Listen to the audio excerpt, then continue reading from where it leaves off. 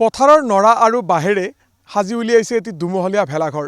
সেই দৃশ্যটো দেখুৱাবলৈ এই মুহূৰ্তত উপস্থিত আছোঁ নলবাৰীৰ মাখিবাহাৰ দৌলগুৰিত। পোনপটীয়াকৈ দৃশ্যখিনি দেখুৱাইছোঁ ND24 দৰ্শকসকলক। কাইলৈ বিহুৰ উৰুকা আৰু উৰুকাৰ প্ৰাক্ষণত প্ৰতিটো প্ৰান্তৰ দৰে নলবাৰীতো একেই ব্যস্ততা দেখিবলৈ পোৱা গৈছে। পথাৰত গাঁৱৰ ডেকাসকল ব্যস্ত হৈ পৰিছে ভেলাঘৰ অথবা মেজি নিৰ্মাণত, আৰু পাকঘৰত ব্যস্ত হৈ আছে জীয়ৰী বোৱাৰীসকল পিঠা আৰু লাড়ু প্ৰস্তুত কৰাত। মই দেখুৱাইছোঁ পোনপটীয়াকৈ ইতিমধ্যে তেখেতসকলৰ যি ভেলাঘৰ সেই ভেলাঘৰ সাজু হৈ উঠিছে, আৰু ভেলাঘৰৰ দাঁতিতে তেখেতসকলে সুন্দৰকৈ এটি মেজি ইতিমধ্যে সজাত ব্যস্ত হৈ আছে। কাইলৈ যিহেতু বিহুৰ উৰুকা আৰু উৰুকাৰ প্ৰাক্ষণত উৰুকাৰ নিশা এই ধৰণে ভেলাঘৰত কটাই উৰুকাৰ পৰৱৰ্তী দিনটোত অৰ্থাৎ বিহুৰ দিনটোত সকলোৱে মেজিৰ তলত লোৱাৰ বাবে আচলতে মেজিৰ তাপ লোৱাৰ বাবে এই ধৰণে সুন্দৰকৈ মেজি নিৰ্মাণ কৰা দেখিবলৈ পোৱা গৈছে। মই দৃশ্যটো দেখুওৱাৰ সমান্তৰালভাৱে এই অঞ্চলৰ যিসকল ডেকা আছিল ডেকাসকলৰ সৈতে কথা কিছু পাতিম। আপোনাৰ ওচৰলৈ আহিছোঁ, পোনতে ভোগালী বিহুৰ আন্তৰিক শুভেচ্ছা জনাইছোঁ। খুব এটা ভাল লগাকৈ আপোনালোকে ইয়াত ভেলাঘৰ নিৰ্মাণ কৰি উলিয়াইছে। কিমান দিনত নিৰ্মাণ কৰিছে, কিমান ইয়াৰ ডেকা যুৱক আপোনালোক এই নিৰ্মাণ কাৰ্যত জড়িত হৈ আছে? ভেলাঘৰটো আমাৰ বনাওঁতে বহুত দিন সময় গ'ল, আৰু আপোনালোকৰ চেনেলৰ জৰিয়তে অসমবাসীক মই বিহুৰ শুভেচ্ছা জ্ঞাপন কৰিছোঁ। আৰু আমাৰ গাঁৱৰ ডেকাসকল চব লগ হৈ পেলাই সকলোৰে ঘৰে ঘৰে বাঁহ তুলি আৰু নৰা পথাৰৰ পৰা কাটি এই ভেলাঘৰটো সজা গৈছে। দুমহলীয়া ভেলাঘৰ কিবা আৰ্হি হিচাপে ব্যৱহাৰ কৰা গৈছেনে? দুমহলীয়া ভেলাঘৰ কৰিছোঁ, কিন্তু মানে বিশেষ একো হেৰি দিয়া নাই।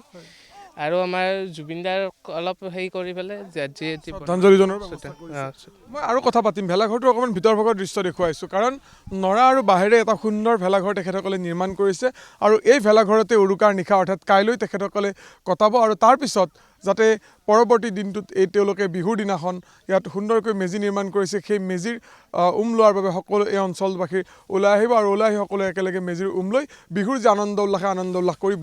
পুনৰবাৰ দেখুৱাইছোঁ এই ধৰণে মেজি নিৰ্মাণত গাঁৱৰ ডেকাসকলৰ সমান্তৰালভাৱে জ্যেষ্ঠসকলেও সহযোগ কৰিছে। এটা আনন্দমুখৰ পৰিৱেশৰ মাজত ভোগৰ ভোগালীলৈ সকলো সাজু হৈছে। কাইলৈ উৰুকা আৰু উৰুকাৰ বাবেই এই ধৰণে উৰুকাৰ নিশাটো সকলোৱে কটোৱাৰ বাবে সাজু হৈছে। মই জ্যেষ্ঠসকল আছে, অকণমান তেখেতসকলৰ সৈতে কথা পাতিম। দাদা, অকণমান আপোনাৰ ওচৰলৈ আহিছোঁ, পোনতে ভোগালী বিহুৰ আন্তৰিক শুভেচ্ছা জনাইছোঁ।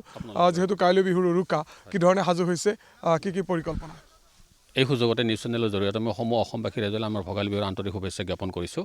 লগতে আমাৰ এই যিটো আমাৰ একতাৰ যিটো ঐতিহ্য আগৰ পৰম্পৰা চলি আছে, সেইটো অটুট ৰখাৰ অৰ্থে আমি আমাৰ উদীয়মান কেইজনমান যুৱকে যিটো প্ৰচেষ্টাৰে এইবিলাক কৰিছে, তাক আমি নথৈ ধন্যবাদ দিছোঁ। লগতে আমি সহযোগ কৰিছোঁ লাষ্ট মমেণ্টত, যে অহাকালি আমাৰ উৰুকা মেজি জ্বলিব। ৰাতি আজিলৈ কমপ্লিট হোৱা নাই। তেওঁলোকে যথেষ্ট কষ্ট কৰিছে, বহুত দিন গ'ল, দুমহলীয়া ঘৰ বনাইছে, বাঁহ খেৰেৰে বা নাৰেৰে কটা ইমান সহজ নহয়।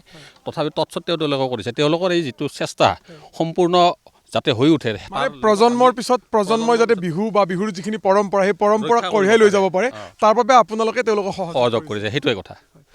দাদা, ঠিক আছে, অকণমান আপোনাৰ লগত কথা পাতিম। সুন্দৰকৈ মেজি নিৰ্মাণত ব্যস্ত হৈ আছে গাঁৱৰ ডেকা হিচাপে। এই ধৰণে গোটেই বছৰজোৰা ব্যস্ততাৰ পিছত এই 2-4 দিন সময় এই ধৰণে ভেলাঘৰ বা মেজি নিৰ্মাণ কৰে, কেনেকুৱা লাগে? এইটোতো আমাৰ অসমীয়াৰ মেইন পৰম্পৰা, আৰু এই পৰম্পৰা ৰক্ষা কৰি এইটোতো মেইন কৰিবই লাগিব।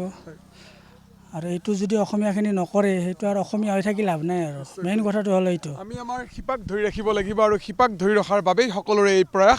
হাজাৰ ব্যস্ততাৰ মাজতো দহবন কাটি কৰি গাঁৱৰ ডেকাসকলে এই ধৰণে ভেলাঘৰ অথবা মেজি নিৰ্মাণ কৰিছে। কোনোৱে যদি কৰ্মসূত্ৰে বাহিৰত থাকে, এই বিহুৰ সময়ছোৱাত 2-4 দিন আগতে তেওঁলোকে গাঁৱলৈ থপলিয়াই আহে, আৰু থপলিয়াই আহি এই ধৰণে নিৰ্মাণ কৰে ভেলাঘৰ অথবা মেজি, আৰু আনন্দ লয় ভোগালীৰ। আৰু এই ধৰণে প্ৰতিটো প্ৰান্তৰ দৰে নলবাৰীতো দেখিবলৈ পোৱা গৈছে ভোগালীৰ পাৰ ভঙা উৎসাহ, পাৰ ভঙা ব্যস্ততা।